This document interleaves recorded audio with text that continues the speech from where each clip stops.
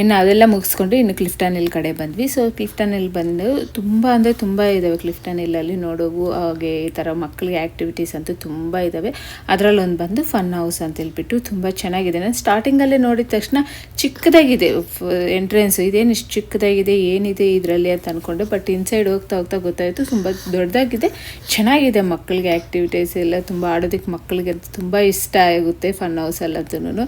ಈ ಥರ ಮಿರರ್ ಎಲ್ಲ ಇದ್ದಾವೆ, ತುಂಬ ಚೆನ್ನಾಗಿದೆ. ಕಲರ್ಫುಲ್ ಲೈಟ್ಸು ಆ ಥರವೆಲ್ಲ ಇದ್ದಾವೆ. ಇನ್ನು ಕ್ರಾಸ್ ಆಗಿ ಸ್ವಲ್ಪ ಹೌಸ್ ಎಲ್ಲ ಇದೆ, ಅಪ್ ಆ್ಯಂಡ್ ಡೌನ್ ಥರ ಹೌಸು. ಸೊ ಮಕ್ಕಳು ತುಂಬ ಎಂಜಾಯ್ ಮಾಡ್ತಾರೆ ಈ ಥರ ಫನ್ ಹೌಸಲ್ಲಂತೂ. ಇನ್ನು ಒಬ್ರು ಮೆಸೇಜ್ ಮಾಡಿದರು US ಸೈಡ್ ಇಲ್ಲ ಈ ಥರ ಅಂತ ಹೇಳ್ಬಿಟ್ಟು. ಹೌದು, US ಸೈಡ್ ಈ ಥರದ್ದು ಏನೂ ಇರೋದಿಲ್ಲ. ಬಟ್ ಕೆನಡಾ ಸೈಡ್ ಅಂತೂ ಕ್ಲಿಫ್ಟನ್ ಹಿಲ್ ಅಂತಿದೆ. ಮಕ್ಕಳಿರೋರ್ಗಂತೂ ಅದು ತುಂಬ ಯೂಸ್ ಆಗುತ್ತೆ ಕ್ಲಿಫ್ಟನ್ ಹಿಲ್ ಏರಿಯಾ ಅಂತೂ. ಯಾಕಂದರೆ ಅಷ್ಟು ಆ್ಯಕ್ಟಿವಿಟೀಸ್ ಇದ್ದಾವೆ. ಬಟ್ ಒನ್ ಡೇಲಿ ಕವರ್ ಮಾಡೋದಕ್ಕೆ ಆಗಲ್ಲ ಕ್ಲಿಫ್ಟನ್ ಹಿಲ್ನ, ಅಷ್ಟೊಂದಿದ್ದಾವೆ. ಸೊ ಅದರಲ್ಲಿ ನಮ್ಗೆ ಯಾವ್ಯಾವ ಚೆನ್ನಾಗಿದೆ ಅವ್ರು ನೋಡಿಕೊಂಡು ಕರ್ಕೊಂಡು ಹೋಗ್ಬೇಕಷ್ಟೇ ಮಕ್ಕಳನ್ನ. ಸೊ ನಾವು ನಮ್ಮ ಟಿಕೆಟಲ್ಲಿ ಏನೇನು ಕವರ್ ಆಗಿದೆ ಅವೆಲ್ಲ ನೋಡೋಣ ಅಂತೇಳ್ಬಿಟ್ಟು ಎಲ್ಲ ಕವರ್ ಮಾಡ್ತಾಯಿದ್ದೀವಿ. ಸೊ ಆಲ್ರೆಡಿ ಒಂದು 3-4 ಕವರ್ ಮಾಡಿದ್ದೀವಿ. ಸೊ ಅದರಲ್ಲಿ ಇದು ಒಂದು ತುಂಬ ಕವರ್ ಆಗಿದೆ ಈ ಸಲ ಟಿಕೆಟಲ್ಲಂತೂ. ತುಂಬ ಚೆನ್ನಾಗಿ ಯೂಸ್ ಆಯಿತು ನಮಗೆ ಟಿಕೆಟ್ ಅಂತೂ.